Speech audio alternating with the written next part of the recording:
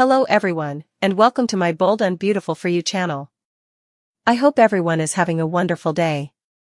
Before we begin, please hit the subscribe button and give this video a thumbs up. The latest narrative arc of The Bold and the Beautiful, centered on Luna Nozawa, has engendered emotional turmoil, fracturing familial bonds, ethical principles, and the essence of love, as Luna's delicate existence unraveled after the birth and tragic loss of her child, an infant afflicted with a rare congenital disorder, compelling her to confront an excruciating decision no mother should ever encounter.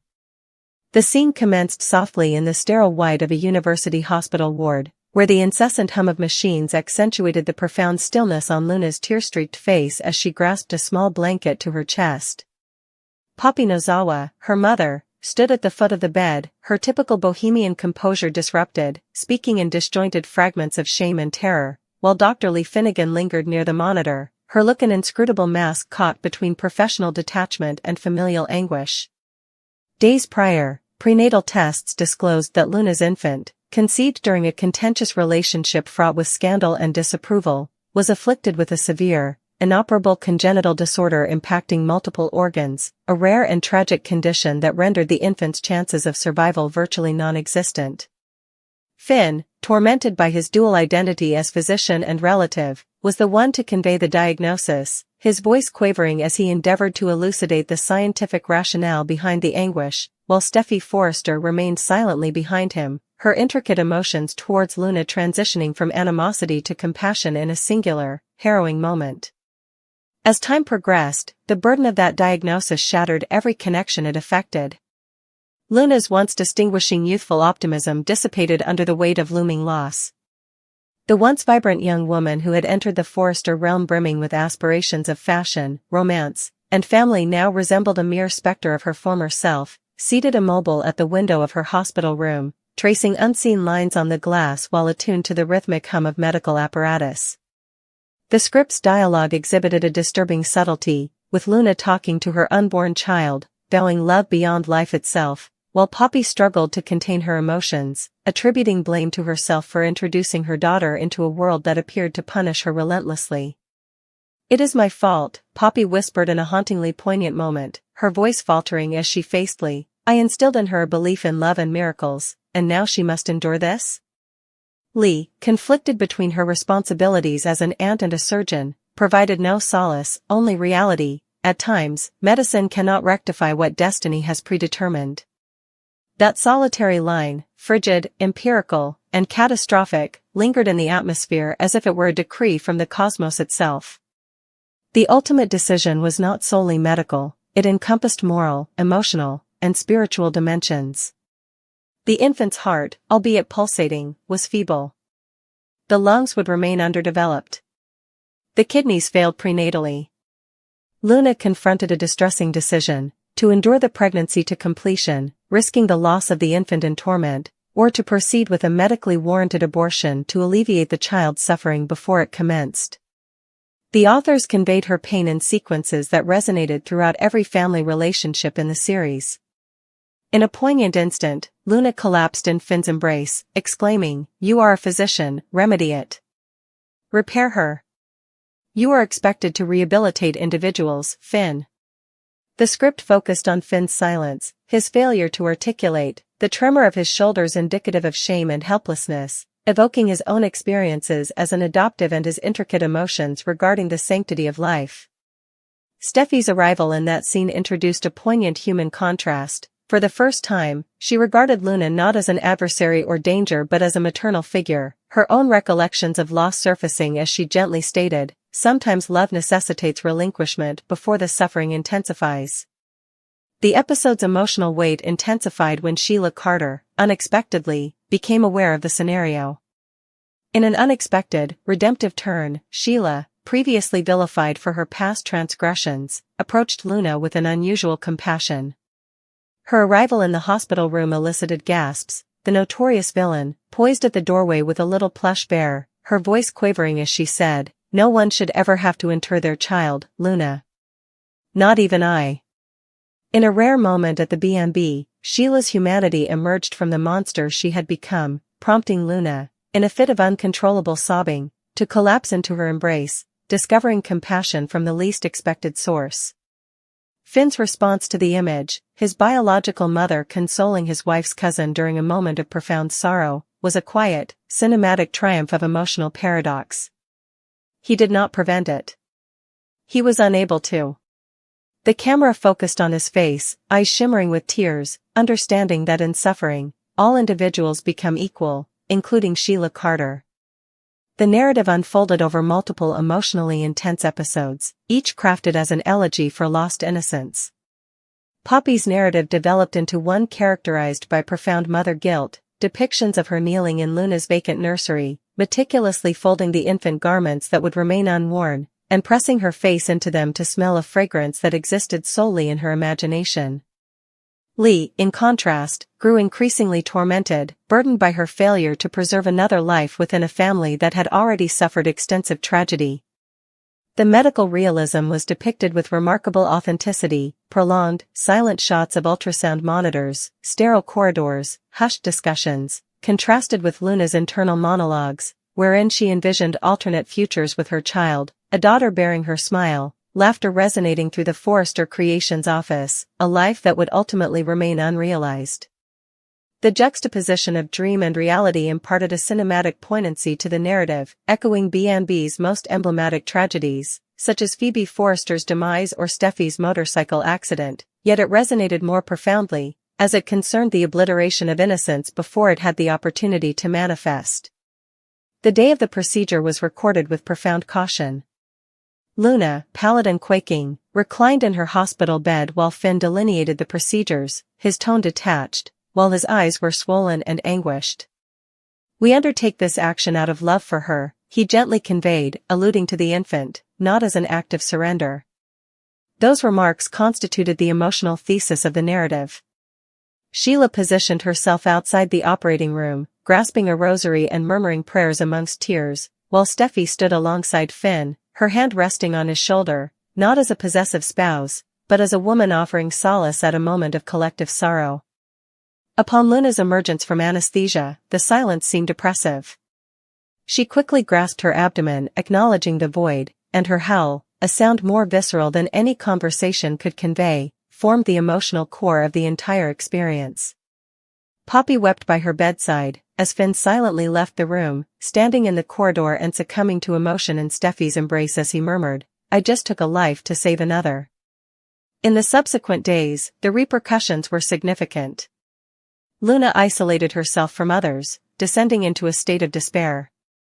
She declined sustenance, disregarded communications, and remained for hours gazing at the little urn containing her child's ashes, which Poppy had implored the hospital to permit them to carry.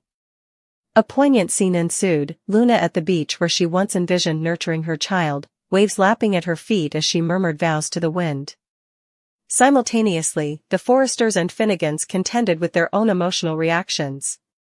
Ridge sent his condolences, recalling the death of Phoebe, while Taylor Hayes, making a brief return for the arc, provided Luna with therapy sessions and told her, "Grief does not adhere to a timetable, sweetheart. However, love is eternal, persisting even when the beating ceases." Lee, unwilling to confront Luna, immersed herself in hospital duties. Nonetheless, in a melancholy moment, she placed a solitary white rose at the hospital chapel, murmuring a prayer for the grandniece she never had the opportunity to meet. The aftermath revealed profound rifts among the protagonists. Poppy criticized Lee for her overly clinical approach, alleging that she prioritized medicine over empathy. "You regarded her as a case, not as a daughter," Poppy lamented. Lee, experiencing a moment of vulnerability, responded, "If I had allowed myself to feel, I would have succumbed, and she required my support." Concurrently, Finn's remorse evolved into a crisis of belief. He contemplated his responsibilities as a physician, a son, and a parent, pondering whether he has the authority to make judgments on behalf of others. Steffi endeavored to console him, reiterating that they had acted compassionately, but Finn remained haunted by the vision of Luna's eyes prior to the anesthesia, imploring, frantic, imbued with both affection and dread simultaneously. That vision transformed into the specter that tormented him, reverberating through his dreams.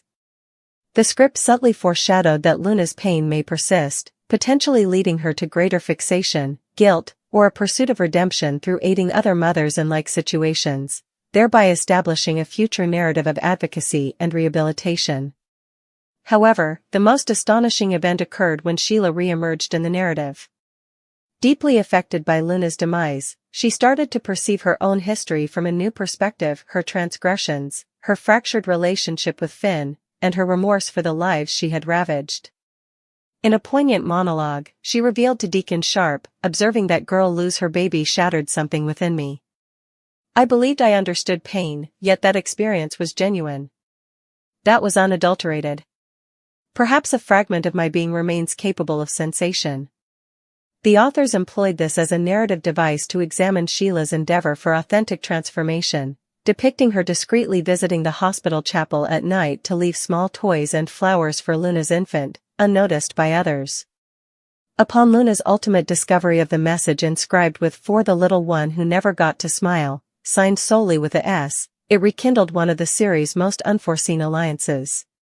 Notwithstanding the circumstances, Luna approached Sheila, expressing her gratitude with tears, which ignited speculation throughout Los Angeles over the potential development of a perilous emotional connection with the lady whom others regarded with trepidation. As weeks progressed into months, Luna's recovery journey evolved into a contemplation of loss, femininity, and ethical intricacies. The authors skillfully intertwined her suffering with broader societal themes, her perception of judgment, rumors regarding her decision, online disparagement labeling her as selfish, and the hypocrisy of those who previously lauded her now denouncing her. One of the show's most devastating episodes had Luna addressing Brooke Logan, who extended empathy derived from her own intricate history. Brooke informed her, "You need not bear shame for selecting mercy. You were a maternal figure, Luna. You will eternally be a mother." Those words, simply yet significant, redefined Luna's entire journey from tragedy to empowerment. She gradually resumed designing, transforming her anguish into fashion with a new collection named Eternal Grace, inspired by her deceased daughter, with each item representing rebirth and optimism. The runway display for her debut collection transformed into a cathartic and emotional experience for the entire ensemble, with attendance from Steffi, Finn, Hope, Ridge, Brooke, Taylor, and even Sheila, who observed quietly from the back row, tears in her eyes. The conclusion of the arc provided an emotionally profound resolution. Luna addressed a modest assembly, expressing gratitude for their support, her voice quavering as she declared, "I did not lose my baby, I embody her in all that I create, in every breath I take." The camera gradually shifted to Finn, who nodded silently, then to Steffi, whose tears revealed the empathy that had supplanted their competition.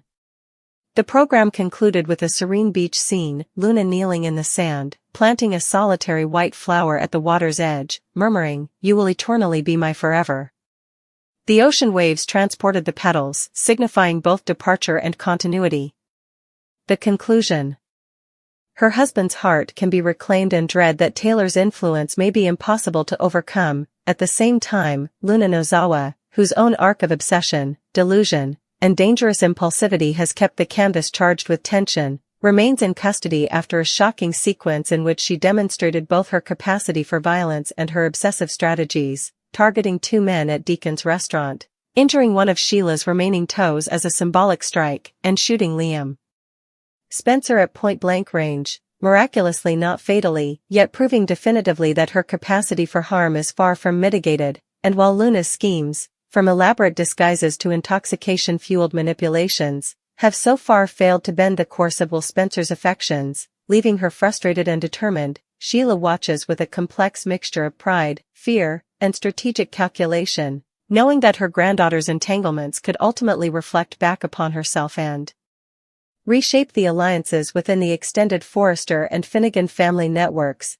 Within this tangled web, Deacon Sharp serves as both the catalyst and the fulcrum of escalating tensions, his own internal conflicts between past loyalty to Sheila and burgeoning feelings for Taylor placing him squarely in the eye of a storm that promises to leave collateral damage in its wake, and his therapist-patient relationship with Taylor, layered with the residual heartbreak from prior betrayals involving Brooke Logan and Ridge Forrester, only intensifies the ethical and emotional stakes, leaving viewers to question whether professional boundaries can survive amidst the charged atmosphere of desire, resentment, and revenge, Taylor navigates a delicate situation, cognizant of her burgeoning emotions and the ethical ramifications of her actions with Deacon. Simultaneously, Steffi, ever the watchful and protective daughter, attempts to facilitate a romantic connection, unaware of the complexities involved. The audience observes a sequence of conflicting intentions and possible misinterpretations that could lead to catastrophe, particularly in light of Sheila's relentless scrutiny and propensity for violence in defense of her perceived rights. Sheila's confiding in Lee Finnegan about the potential romantic peril, juxtaposed against Lee's own moral compass and past experiences with infidelity, sets the stage for a tense confrontation, one in which Lee may have to reveal the truth to prevent catastrophe, and yet, the narrative remains riddled with unpredictability because Sheila's capacity for manipulation, coupled with her propensity for extreme action, renders every step of the unfolding drama simultaneously thrilling and terrifying. Creating an intricate lattice of cause and effect in which each character's choices resonate far beyond their immediate consequences, as seen in the layered developments surrounding Will Spencer's discovery regarding Remy Price and the consequent shifts in engagement plans for Hope Logan, where familial loyalties, romantic entanglements, and professional aspirations collide in ways that threaten to destabilize the Forrester empire and the Finnegan household alike, and as the canvas continues to depict the escalating tension, it becomes increasingly clear that no character operates in isolation, that Sheila's obsessive protectiveness, Taylor's delicate navigation of ethics and emotions, Deacon's conflicted heart, Luna's unpredictable actions, and Steffi's matchmaking interventions are inextricably intertwined, with every revelation, secret, and misstep acting as both spark and tinder for the potentially explosive confrontations looming on the horizon. The dramatic tension is further heightened by the calculated psychological warfare that both Sheila and Luna are capable of, with Sheila's past experiences of manipulating, threatening,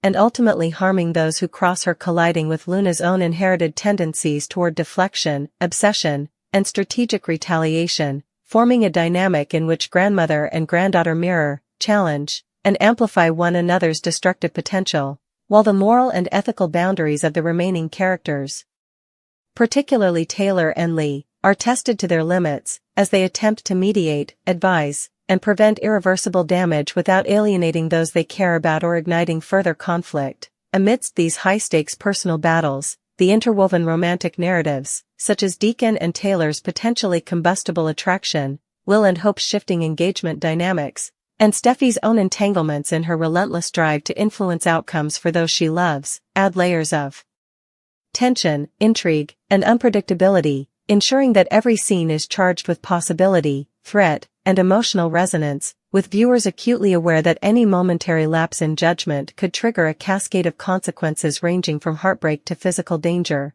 legal ramifications, and irreversible familial rifts. As Deacon and Taylor continue their clandestine interactions under the professional pretext of therapy, Sheila's heightened awareness and Lee's potential intervention create a volatile triangle in which power, influence, and emotional vulnerability are all at play, and the consequences of each whispered conversation, furtive glance, and emotional compromise are amplified exponentially, because in the world of the bold and the beautiful, the boundaries between past transgressions and present motivations are constantly blurred, the moral certainties of one day can be upended the next, and the deeply rooted histories of betrayal, obsession, and loyalty ensure that no character is ever entirely safe or predictable, resulting in a narrative ecosystem where trust is tenuous, intentions are perpetually suspect, and the potential for both heroism and catastrophe exists in equal measure. Furthermore, Luna's incarceration, while temporarily limiting her physical mobility,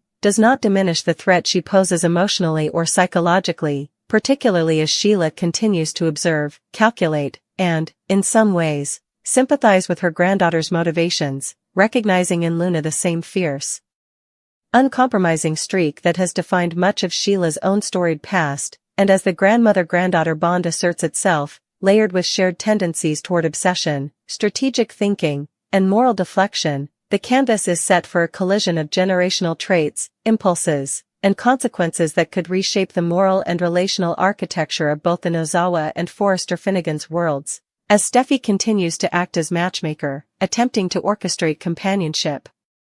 For Taylor, she inadvertently risks exacerbating the very tension she seeks to mitigate, because her interventions, grounded in care and optimism, do not account for Sheila's surveillance, Deacon's indecision, or Taylor's ethical hesitations, and this tension is mirrored in the unfolding romantic developments of Will Spencer, whose reactions to Remy Price's reintroduction into the narrative, coupled with Hope Logan's engagement maneuvers and Electra Forrester's dramatic responses, underscore the soap opera's signature interplay between love, rivalry, ambition, and personal history, all converging in a narrative kaleidoscope where each character's decisions reverberate across multiple interpersonal axes. Within this maelstrom, the audience witnesses a careful choreography of suspense, emotional investment, and narrative acceleration, in which Sheila's lethal decisiveness, Taylor's ethical navigation, Deacon's conflicted loyalties, Lee's moral interventions, Luna's unpredictable behavior, Steffi's matchmaking, Will's emotional discoveries, and Hope's engagement twists coalesce into a storytelling experience that is as intricate as it is volatile, where each dialogue, glance, and secret carries the weight of potential disaster, redemption, or shocking revelation, and where the overlapping arcs of past traumas, current desires, and future possibilities create a rich, multi-layered tableau of high-stakes drama, psychological intrigue, and emotional intensity. Ultimately, the unfolding storylines illustrate the enduring genius of the bold and the beautiful's ability to weave together romance, obsession, betrayal, family loyalty, moral ambiguity, and the perpetual tension between personal desire and ethical obligation, presenting a narrative landscape where Sheila Carter Sharp's threats and protective instincts, Taylor Hayes's ethical and emotional balancing act, Deacon Sharp's conflicted heart, Luna Nozawa's dangerous obsession, Lee Finnegan's principled interventions, Steffi Forrester's matchmaking efforts, Will Spencer's discovery-induced fury, and Hope Logan's engagement challenges all interact to produce a serialized drama in which anticipation, suspense,